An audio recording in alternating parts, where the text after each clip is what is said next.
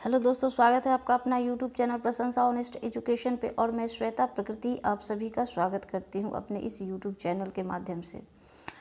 तो आज हम लोग अभी एनसीईआरटी सीरीज़ शुरू किए हुए हैं और एनसीईआरटी सीरीज में हम लोग जो है वो कक्षा 8 की पुस्तक को पढ़ रहे हैं एमसीक्यूज़ के माध्यम से।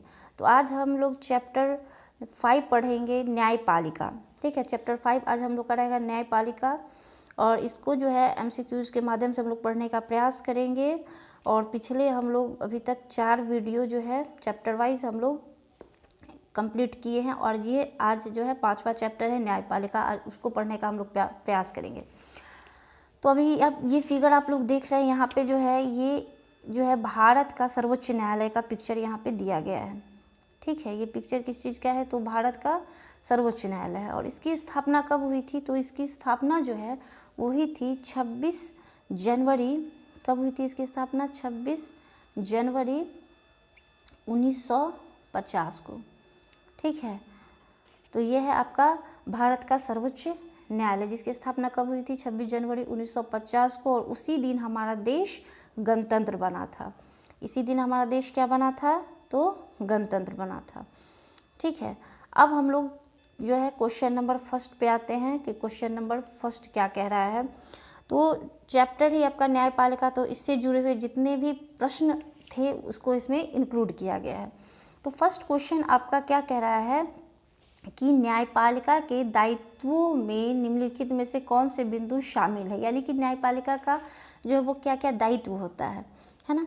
तो फर्स्ट आपका है क्या कह रहा है कि विवादों का निपटारा, सेकंड है न्यायिक समीक्षा करना, थर्ड है कानून की रक्षा करना, फोर है आपका मौलिक अधिकारों का क्रियान्वयन सुनिश्चित करना और पांचवा है संविधान के संरक्षक का कार्य करना। तो यहाँ पे कुल जो है 5 प्रकार के जो है न्यायपालिका के दायित्वों की चर्चा की गई है और यहाँ पे कोड दिया गया है, 4 ऑप्शन दिए गए हैं और इसमें से आपको जो है वो पता करना है कि इनमें से जो है कौन कौन से जो है उसका दायित्व शामिल है। तो यहाँ पे जो है डी उपयुक्त में से सभी, यानी कि ये 5 दायित्व न्यायपालिका के अंतर्गत शामिल है। ठीक है, तो ये 5 दायित्व जो है न्यायपालिका के अंतर्गत शामिल है। ठीक है, अब हम लोग इसमें क्या देखते हैं? क्वेश्चन नंबर 2 देखते हैं। 2 क्या कह रहा है कि न्यायिक व्यवस्था नागरिकों व सरकारों, 2 राज्य सरकारों के मध्य, जैसे कि मान के चले बिहार यूपी या फिर बिहार झारखंड, 2 राज्यों के बीच, फिर केंद्र और राज्य, केंद्र जैसे कि दिल्ली हो गया और राज्य कोई भी राज्य ले सकते हैं, के मध्य पैदा हुए विवादों के निपटारे का क्या है? तंत्र उपलब्ध कराती है। कौन कराती है? तो न्यायिक व्यवस्था। क्वेश्चन को अच्छे समझिए कि नागरिकों के बीच अगर कुछ विवाद हो रहा है तो उसको निपटारे का तंत्र कौन सा है? तो न्यायिक व्यवस्था। नागरिक व सरकार के बीच कहीं कुछ विवाद उत्पन्न हो रहा है तो उसको निपटारे का क्या तंत्र है? तो न्यायिक व्यवस्था, है ना। 2 राज्य सरकार के मध्य अगर विवाद उत्पन्न हो रहा है या फिर केंद्र राज्य के सरकार के मध्य विवाद उत्पन्न हो रहा है तो उसके निपटारे का तंत्र उपलब्ध कराती है कौन? तो न्यायिक व्यवस्था। सेकंड क्या है कि संविधान की व्याख्या करने का अधिकार सर्वोच्च न्यायालय के पास। यहाँ पे 2 कथन हम लोग देखिए, इसमें पूछ रहा है कि सत्य कथन कौन सा है। तो ये दोनों जो अभी हम लोग देखे हैं तो ये दोनों कथन क्या हो जाएगा? आपका सत्य हो जाएगा। ये दोनों कथन क्या होगा? आपका सत्य हो जाएगा, यानी कि 1 और 2। ये सारा निपटारा जो है कौन करवाती है? तो न्यायिक व्यवस्था के ही अंतर्गत आता है। और संविधान की व्याख्या करने का अधिकार भी किसके पास है? तो ये सर्वोच्च न्यायालय के पास है। ठीक है, अब हम लोग क्वेश्चन नंबर 3 देखेंगे। क्वेश्चन नंबर हम लोग कौन सा देखेंगे? Question number 3। ये जो है आपका मौलिक अधिकार से संबंधित प्रश्न है और मौलिक अधिकार के बारे में हम लोग पिछले चैप्टर में भी थोड़ा सा पढ़े थे। इसके लिए स्पेशल वीडियो आएगा जिसमें सिर्फ हम लोग मौलिक अधिकार से जुड़े हुए जितने भी प्रकार के मौलिक अधिकार है उसके बारे में अच्छे से स्पेशल एक वीडियो आएगा, उसमें हम लोग पढ़ेंगे। आज सिर्फ इतना जान लेते हैं कि मौलिक अधिकार जो संविधान के भाग 3 में है और इसमें कुल अभी प्रेजेंट में 6 प्रकार के अधिकारों की बात की गई है और एक ये जो संपत्ति का अधिकार था उसको हटा दिया गया है। ठीक है, तो मौलिक अधिकार के बारे में जो है यहाँ पे प्रश्न आया हुआ है। तो फर्स्ट स्टेटमेंट क्या कह रहा है कि कोई भी नागरिक अपने मौलिक अधिकार का उल्लंघन होने की स्थिति में सीधे सर्वोच्च न्यायालय जा सकता है, लेकिन उच्च न्यायालय इस संदर्भ में अधिकार नहीं रखते हैं। प्रश्न को समझ गए। सेकेंड कथन क्या कह रहा है उसको भी समझते हैं। संविधान के अनुच्छेद 21 में प्रत्येक नागरिकों को गौरवपूर्ण जीवन जीने का मौलिक अधिकार प्राप्त है। स्वास्थ्य का अधिकार इन्हीं मौलिक अधिकार के अंतर्गत शामिल है। तो यहाँ पे 2 कथन दिया गया है। अब इन 2 कथनों में से कह रहा है कि असत्य कथन कौन सा है। ठीक है, तो इसको फिर से हम लोग पढ़ते हैं। तो फर्स्ट में क्या कह रहा है कि कोई भी नागरिक अपने मौलिक अधिकारों का उल्लंघन होने पर की स्थिति में सीधे सर्वोच्च न्यायालय जा सकते हैं, यहाँ तक तो सही है। फिर क्या कह रहा है कि लेकिन उच्च न्यायालय इस संदर्भ में अधिकार नहीं रखते। जी नहीं, बल्कि अगर हमारा मौलिक अधिकार का उल्लंघन हो रहा है तो हम हाई कोर्ट या सुप्रीम कोर्ट दोनों में से किसी भी न्यायालय के पास क्या कर सकते हैं, जा सकते हैं, है ना। तो इस संदर्भ में देखेंगे तो पहला कथन क्या हो जाएगा, रॉन्ग हो जाएगा। और दूसरा कथन क्या कह रहा है कि संविधान के अनुच्छेद 21 में प्रत्येक नागरिकों को गौरवपूर्ण जीवन जीने का मौलिक अधिकार प्राप्त है, ये सही है। स्वास्थ्य का अधिकार इन्हीं मौलिक अधिकारों के अंतर्गत शामिल है, तो ये भी कथन क्या है, तो ये कथन सत्य है। तो यहाँ पूछ रहा है कि असत्य कथन कौन सा है, तो केवल एक, यानी कि आपका थर्ड का हो जाएगा ए। थर्ड का क्या हो जाएगा आपका ए। अब हम लोग आते हैं क्वेश्चन नंबर 4 पे। क्वेश्चन नंबर हम लोग 4 पे आते हैं। इसमें है भारत के सर्वोच्च न्यायालय के संबंध में यहाँ पे प्रश्न दिया गया है।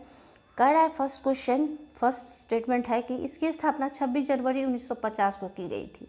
तो सही है। मैं जो मैं आपको दिखाई थी, जो सुप्रीम कोर्ट का जो यहाँ पे एक फिगर दिखाई थी, उसमें मैं बताई थी कि इसकी स्थापना कब हुई थी, 26 जनवरी 1950 को। और उसी दिन हमारा देश क्या बना था, तो गणतंत्र बना था। ठीक है, तो ये तो करेक्ट है। सेकंड है कि अपने पूर्ववर्ती फेडरल कोर्ट ऑफ इंडिया 1937 से 49 की भांति यह न्यायालय पहले संसद भवन के अंदर चैम्बर ऑफ प्रिंसेस में हुआ करता था। कहाँ हुआ करता था, चैम्बर ऑफ प्रिंसेस में हुआ करता था। तो यहाँ पे 2 कथन है, थोड़ा सा मिस प्रिंट हो गया है यहाँ पे।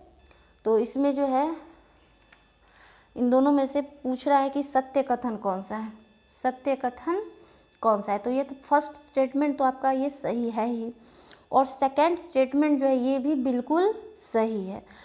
तो ये क्या था कि 1958 में चैम्बर ऑफ प्रिंसेस, वर्तमान में संसद भवन, चैम्बर ऑफ प्रिंसेस जो है, ये चैम्बर ऑफ प्रिंसेस जिसको वर्तमान में भी क्या कहा जा रहा है, तो यही जो है आपका क्या है, संसद है। क्या है, संसद। 1 मिनट, ये आपका यहाँ पे लिख देती हूँ, क्या है, तो ये संसद। अच्छा, एक चीज़ बताइए कि संसद जो है, संसद का निर्माण ये कौन कौन से मिलकर के होता है। संसद का निर्माण जो है राष्ट्रपति, राज्यसभा और लोकसभा तीनों मिलकर संसद का निर्माण करते हैं। ठीक है, और कानून कौन बनाती है, तो कानून संसद बनाती है, उसको लागू भी करती है। ठीक है, तो ये चीज़ें थी इसमें। अब इसमें हम लोग क्या देखेंगे कि क्वेश्चन नंबर 5 को इसमें हम लोग देखेंगे। क्वेश्चन नंबर 5 क्या रहा है, तो क्वेश्चन नंबर 5 है कि भारतीय संविधान में न्यायपालिका को पूरी तरह से स्वतंत्र नहीं रखा गया है।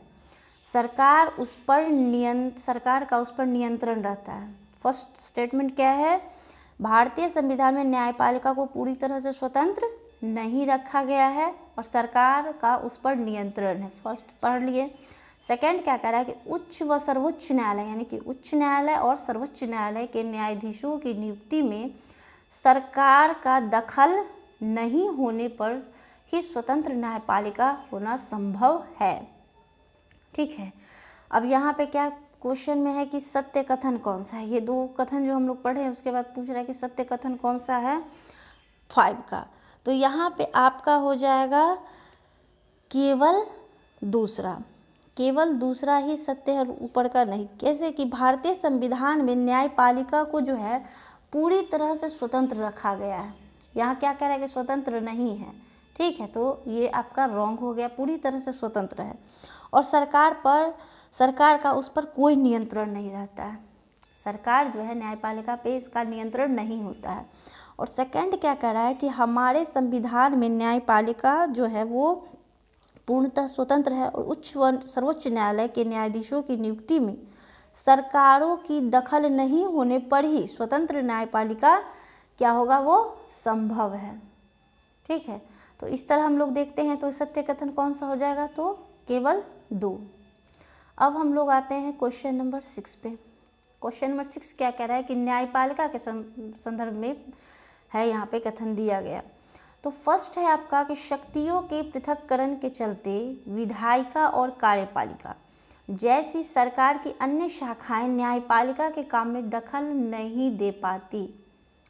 फर्स्ट स्टेटमेंट ये हो गया। सेकंड क्या कह रहा है कि शक्तियों के पृथक्करण के कारण न्यायाधीश कार्यपालिका व विधायिका द्वारा शक्तियों के दुरुपयोग को नहीं रोक पाते।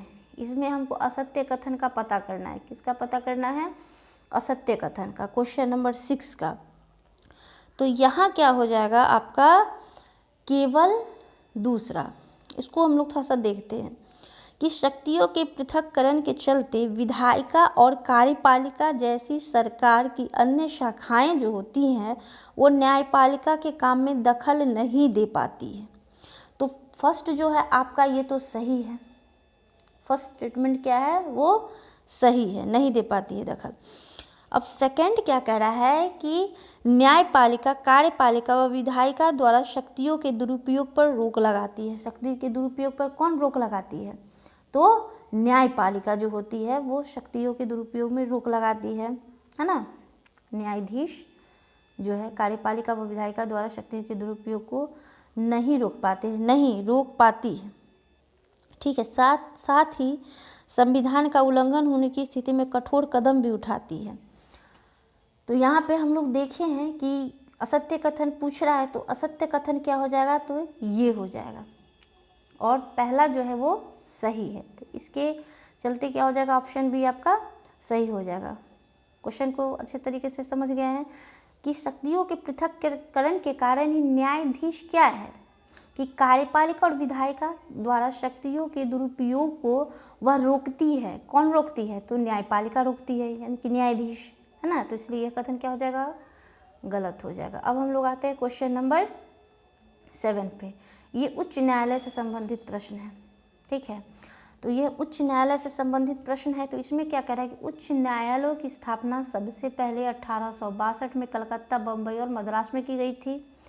सेकंड कह रहा है कि दिल्ली उच्च न्यायालय का गठन 1964 में हुआ था। थर्ड स्टेटमेंट क्या कह रहा है कि उच्च न्यायालय के न्यायिक क्षेत्र में एक व एक से अधिक राज्य सम्मिलित हो सकते हैं। चौथा है पूर्वोत्तर राज्यों में असम, रोलेट, मिजोरम, अरुणाचल प्रदेश और मणिपुर का एक ही उच्च न्यायालय। इसमें असत्य कथन को कह रहा है बताने के लिए। ठीक है, इसमें हम लोग देखते हैं सबसे पहले एक चीज़, महत्वपूर्ण चीज़ हम लोग यह देखते हैं कि उच्च न्यायालय के बारे में यहाँ पे कह रहा है। किसके बारे में कह रहा है, उच्च न्यायालय के बारे में यहाँ पे जो है क्वेश्चन नंबर 7 में कह रहा है। तो उच्च न्यायालय के बारे में हम लोग देखते हैं। तो सबसे पहले उच्च न्यायालय जो है यहाँ पे दिया हुआ 1862 में, है ना। तो ये फर्स्ट स्टेटमेंट जो है आपका यहाँ पे बिल्कुल सही है। 1862 में ही इसकी जो है स्थापना हुई थी। कब हुई थी इसकी स्थापना, तो 1862 में। तो जिसके चलते यहाँ पे जो हो जाएगा बी, क्वेश्चन नंबर 7 का बी, असत्य कथन पूछ रहा है, तो यहाँ पे आपका बी हो जाएगा। कैसे हो जाएगा बी, 2 और 4। पहला स्टेटमेंट आपका सही है। सेकंड क्या कह रहा है कि दिल्ली व उच्च न्यायालय का गठन 1964 में हुआ था। तो दिल्ली उच्च न्यायालय का गठन जो 1964 में नहीं बल्कि कब हुआ था, तो 1966 में हुआ था। ठीक है, 1966 में हुआ था गठन। कब हुआ था, 1966 में। तो ये आपका सेकंड रॉन्ग हो गया। थर्ड कह रहा है कि उच्च न्यायालय के न्यायिक क्षेत्र में एक व एक से अधिक राज्य सम्मिलित हो सकते हैं। तो ये जो है आपका थर्ड, ये बिल्कुल सही है। कैसे सही है, तो जैसे कि मान के चलिए हमारे देश भर में कुल जो है वो 25 उच्च न्यायालय हैं। कितने हाई कोर्ट हैं पूरे देश में, हाई कोर्ट जो है वो 25 हैं। और बहुत सारे राज्य जो है कि अपने उच्च न्यायालय हैं, लेकिन जैसे कुछ अन्य राज्य से पंजाब और हरियाणा का एक साझा उच्च न्यायालय है, उसका नाम क्या है? तो चंडीगढ़। क्या है? चंडीगढ़। तो दो राज्यों का एक साझा जो उच्च न्यायालय है चंडीगढ़। किस किस का है चंडीगढ़? तो आपका हो जाएगा पंजाब और हरियाणा। पंजाब और हरियाणा का है चंडीगढ़। ठीक है, इतना चीज़ हम लोग समझ गए हैं। अब हम लोग आते हैं कि दूसरा तरफ ये जो प्रश्न दिया गया है तो ये थर्ड तो ये सही हो जाएगा। चौथा क्या है कि पूर्वोत्तर राज्य में जो है ये नहीं है, असम हो गया, मिजोरम, अरुणाचल प्रदेश और मणिपुर। यहाँ पे 4-5 राज्य के बारे में बताया गया कि एक ही उच्च न्यायालय है सबका। तो जी नहीं, यहाँ पे असम हो गया, असम ठीक है। असम के बाद मिजोरम भी ठीक है, फिर अरुणाचल प्रदेश भी ठीक है। इन सब का क्या है, असम, नागालैंड इसमें जोड़ सकते हैं ना। इन सब का एक ही जो है हाई कोर्ट है, उसका क्या नाम है? तो उसका नाम है आपका गुवाहाटी। क्या नाम है? गुवाहाटी। यानी कि कुल जो है 4 स्टेट का एक ही जो है हाई कोर्ट है, असम, नागालैंड, मिजोरम और अरुणाचल प्रदेश। जबकि यहाँ पे मणिपुर का नाम दिया गया है, इसका अलग अपना हाई कोर्ट है ना। तो इसके चलते ये चौथा ऑप्शन जो है वो गलत हो जाएगा। अब यहाँ असत्य कथन कौन सा है? तो केवल 2 और 4। समझ में आ गई बात अच्छे से? अब हम लोग देखेंगे क्वेश्चन नंबर 8वां। क्वेश्चन नंबर हम लोग देखेंगे अब 8th में क्या कह रहा है कि भारत में एकीकृत न्यायिक व्यवस्था है। ठीक है, फर्स्ट स्टेटमेंट है। सेकंड क्या कह रहा है कि अगर किसी व्यक्ति को लगता है कि निचली अदालत द्वारा दिया गया फैसला सही नहीं है तो वह उससे ऊपर की अदालत में अपील कर सकता है। तो यहाँ पे 2 स्टेटमेंट दिए गए और ये क्वेश्चन नंबर 8 है। ठीक है, और इसमें कह रहा है कि असत्य कथन कौन सा है? तो आपको पता है कि भारत में एकीकृत न्यायिक व्यवस्था है, तो ये भी कथन सही है ना। अगर किसी व्यक्ति को ऐसा लगता है कि निचली अदालत द्वारा दिया गया फैसला सही नहीं है तो ऊपर की अदालत में वह अपील कर सकता है ना। तो इस तरह हम लोग देखते हैं कि यह भी कथन सही है। तो असत्य कथन क्या हो जाएगा? डी, न तो 1 और न ही 2, यानी कि ये दोनों कथन आपका क्या है? सही है। तो क्वेश्चन नंबर 8 भी है, 8 क्लियर हो गया। अब हम लोग आते हैं क्वेश्चन नंबर 9 पे। अब यहाँ हम लोग देखते हैं क्वेश्चन नंबर 9 में क्या कह रहा है कि यह भी कथन आधारित प्रश्न है कि स्कूलों में बच्चों को क्या दिया जाता है? मिड डे मील भोजन योजना की जो शुरुआत की गई है, ये चीज़ है जनहित याचिका के फलस्वरूप शुरू हुई थी। फर्स्ट स्टेटमेंट क्या कह रहा है कि स्कूल में जो भी बच्चों को दिया जा रहा है मिड डे मील योजना, दोपहर का जो भोजन दिया जा रहा है, उसकी शुरुआत हुई थी जनहित याचिका के फलस्वरूप। फर्स्ट स्टेटमेंट है। सेकंड क्या करा कि अनुच्छेद 21 के तहत जीवन के अधिकार में भोजन के अधिकार को शामिल किया गया है। थर्ड कह रहा है कि पत्र के माध्यम से जनहित याचिका दायर नहीं की जा सकती है। तो हमने यहाँ पे 3 कथन को पढ़ा। अब क्या कह रहा है कि कौन सा कथन सत्य है? जनहित याचिका के संदर्भ में कौन सा कथन सत्य? यहाँ पे 4 ऑप्शन दिए गए हैं। कितने ऑप्शन यहाँ पे दिए गए हैं? तो 4 ऑप्शन दिए गए हैं। 4 ऑप्शन में आपका हो जाएगा सत्य कथन पूछ रहा है, तो सत्य कथन में आपका हो जाएगा 1 और 2, ये दोनों आपका सत्य कथन है। और तीसरा कैसे सत्य कथन नहीं है? तो पत्र के माध्यम से जनहित याचिका दायर की जा सकती है। यहाँ पे क्या इंडिकेट किया? नहीं की जा सकती है, नहीं की जा सकती है। इसके लिए ये थर्ड वाला जो हो जाएगा वो गलत हो जाएगा। और ये दोनों जो है वो बिल्कुल सही है। जनहित याचिका के माध्यम से ही जो है मिड डे मील योजना की शुरुआत की गई थी। और अनुच्छेद 21 के तहत जो है भोजन का अधिकार भी जीवन के अधिकार में शामिल है। ओके, तो इस तरह हम लोग देखते हैं कि सत्य कथन क्या हो जाएगा आपका 1 और 2, ये दोनों हो जाएगा। अब हम लोग देखते हैं क्वेश्चन नंबर 10। इसमें क्या कह रहा है? इसमें थोड़ा सा मिसप्रिंट हो गया है। भारतीय न्यायपालिका दुनिया के सबसे मजबूत न्यायपालिकाओं में शामिल है। सेकंड, अनुच्छेद 21 में भोजन, स्वास्थ्य व आजीविका का अधिकार भी शामिल है। इसमें पूछ रहा है कि सत्य कथन कौन सा है? क्या कह रहा है? सत्य कथन कौन सा है? तो भारतीय न्यायपालिका क्या है? वो दुनिया के सबसे मजबूत न्यायपालिकाओं में शामिल है ना। तो ये जो है ये बात कथन बिल्कुल सही है। सेकेंड जो है अनुच्छेद 21 में ये सारे जो है अधिकार, भोजन का अधिकार भी शामिल है, इसके अंतर्गत स्वास्थ्य का अधिकार भी शामिल है और आजीविका का अधिकार भी शामिल है। इस तरह हम लोग देखते हैं कि 1 और 2 ये दोनों कथन जो है वो बिल्कुल सही है। अब हम लोग आते हैं क्वेश्चन नंबर 11 को देखते हैं। 11 कह रहा है फौजदारी कानून के बारे में।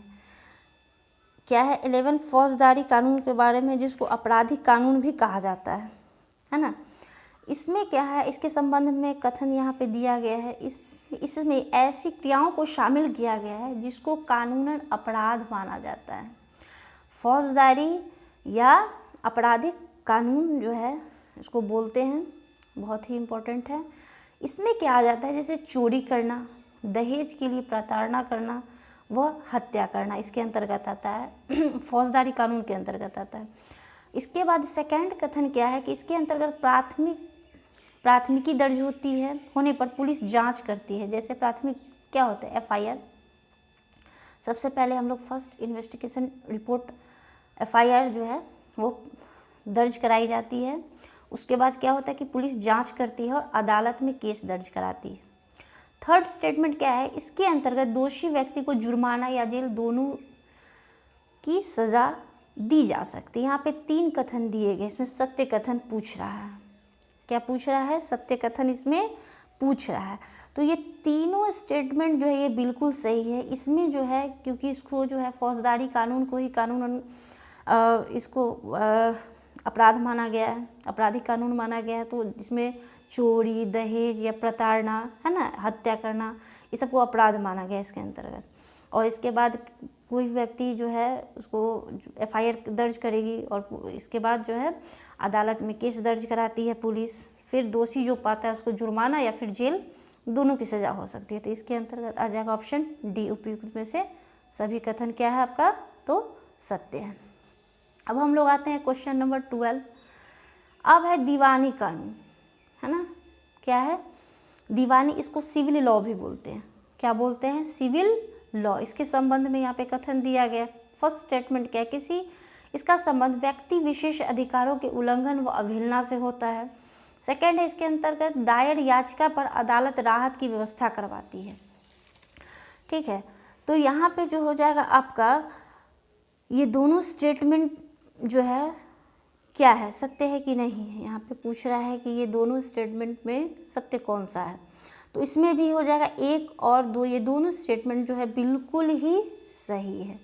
इसमें क्या होता है, व्यक्ति विशेष के अधिकारों के उल्लंघन व अवहेलना से होता है इसका संबंध। और इसके अंतर्गत दायर याचिकाओं पर क्या करती है, अदालत राहत की व्यवस्था करवाती है। ठीक है, तो ये दोनों स्टेटमेंट क्या है, सही। अब हम लोग आते हैं क्वेश्चन नंबर 13 पे।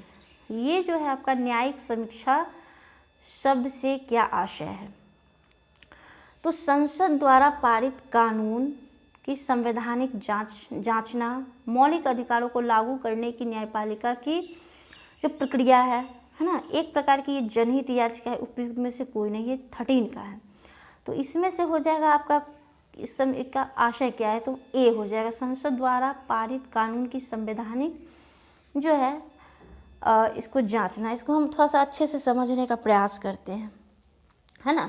इसमें क्या है कि संविधान जो है की व्याख्या का अधिकार मुख्यतः न्यायपालिका के पास ही होता है। किसके पास होता है, तो मुख्यतः होता है न्यायपालिका के पास ही होता है। और भारतीय संविधान के किसी भी अनुच्छेद में इसका स्पष्ट उल्लेख नहीं मिलता है, फिर भी जो है अनुच्छेद 13, 2, 32 व 226 में न्यायिक समीक्षा से संबंधित है इसमें।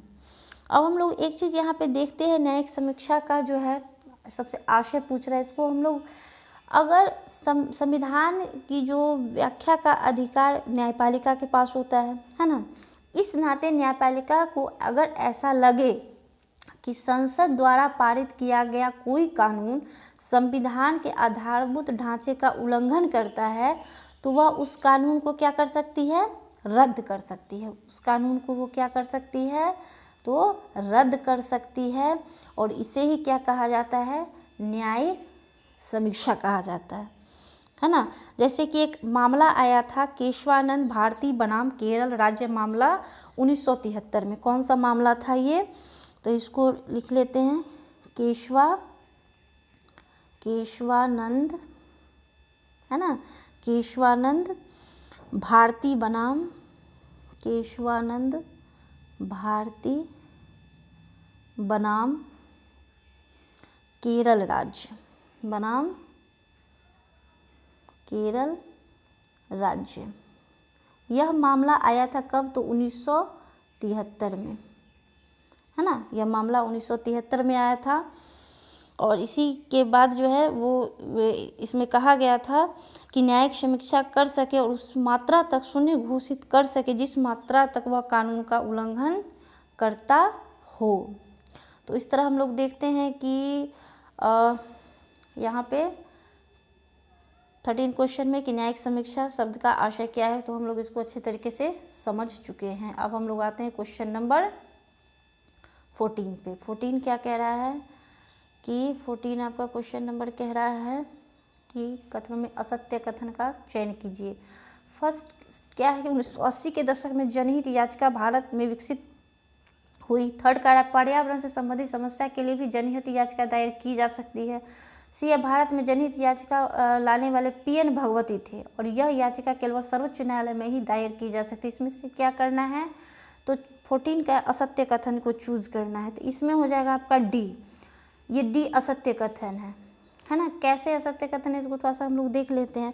तो भारतीय समाज का ऐसा वंचित तबका जो न्यायिक जटिलताओं के कारण न्याय पाने से वंचित रह जाते हैं, है ना, न्याय पाने से क्या हो जाते हैं? वंचित रह जाते हैं।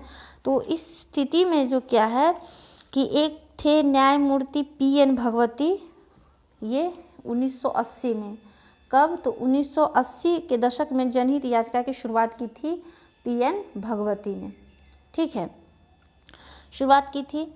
अब जो है सर्वोच्च न्यायालय और उच्च न्यायालय दोनों में ये दायर की जा सकती है। यहाँ पे क्या कर रहा है कि केवल सर्वोच्च न्यायालय में, जी नहीं, सर्वोच्च न्यायालय और हाई कोर्ट यानी कि उच्च न्यायालय दोनों जगह ये जो है ये दायर की जा सकती है ना। तो ये दोनों जगह दायर की जा सकती है। इसलिए यहाँ पे क्वेश्चन था कि कौन असत्य है, तो ये जो है डी असत्य है। ये दोनों आपका सही है, ए भी सही है, बी भी सही है और सी भी सही है, बल्कि डी जो है आपका ये रॉन्ग है ना। तो ये रॉन्ग है। अब हम लोग आते हैं, ये कौन सा लास्ट क्वेश्चन पे आते हैं हम लोग, 14 था। और चलिए, तो यहाँ पे सारा क्वेश्चन हम लोग देख चुके हैं और थोड़ा सा यहाँ पे देखेंगे। ये है आपका पटना हाई कोर्ट, ठीक है। इसमें आपको कमेंट करके बताना है कि यहाँ के जो हैं वो मुख्य न्यायाधीश कौन है, मुख्य न्यायाधीश कौन है पटना मुख्य न्यायालय के, उच्च न्यायालय के कौन है। और एक चीज़ हम लोग और देख लेते हैं थोड़ा सा, ये देखिए, इस तरह से हम लोग एक चीज़ यहाँ पे देखने का प्रयास करेंगे कि ये पिरामिड जो दिया गया है, क्या दिया गया यहाँ पे, पिरामिड दिया गया है। इसमें क्या होता है कि हमारे देश में 3 अलग अलग स्तर पे अदालतें हैं, है ना, 3 अलग अलग स्तर पे अदालतें होती हैं। सबसे ऊपरी स्तर पर केवल एक अदालत होती है, सर्वोच्च न्यायालय, जिसको क्या कहा जाता है, हाई सुप्रीम कोर्ट, है ना। फिर ये हो गई हाई कोर्ट। जिन अदालतों, ऊपरी सबसे ऊपर का हो गया आपका सुप्रीम कोर्ट, केवल एक अदालत होती है। उसके बाद क्या होता है, जिन अदालतों से लोगों का सबसे ज़्यादा ताल्लुक़ होता है उसे अधीनस्थ न्यायालय या जिला अदालत भी कहा जाता है ना। तो ये 3 प्रकार के यहाँ पे दिया गया है कि अलग अलग स्तर पे जो है सो अदालतें होती है। सबसे निचली अदालत होती है, उसके बाद ये जिला स्तर पे होती है नीचे वाला, फिर ये आपका राज्य स्तर पे हो जाता है और ये सर्वोच्च न्यायालय जो है वो देश स्तर पे हो जाता है। तो इसमें क्या होता है कि प्रत्येक राज्य का एक उच्च न्यायालय होता है ना, और यह अपने राज्य की सबसे ऊंची अदालत होती है, अपने राज्य की सबसे ऊंची अदालत होती है। उसके बाद क्या होता है कि उच्च न्यायालय से भी ऊपर क्या होता है, तो ये सर्वोच्च न्यायालय होता है, सुप्रीम कोर्ट होता है। यह देश की सबसे बड़ी अदालत होती है, जो कि कहाँ स्थित है, तो ये स्थित है नई दिल्ली में। कहाँ स्थित है, ये नई दिल्ली में यह स्थित है। तो इस तरह हम लोग जो है सो इस चैप्टर 5 को अच्छे तरीके से पढ़े न्यायपालिका चैप्टर। और इसमें जितने भी हम लोग प्रश्न देखे हैं, कुल 14 प्रश्न थे, और इस प्रश्न के माध्यम से ही हम इस चैप्टर को पढ़ने का प्रयास किए हैं और समझने का भी आप लोग प्रयास किए हैं। तो अब फिर हम लोग मिलते हैं नए अध्याय में, चैप्टर 6 पढ़ेंगे और उसको समझेंगे भी अच्छे तरीके से। तो आज के इस वीडियो में यहीं तक, फिर मिलते हैं नेक्स्ट वीडियो में। धन्यवाद।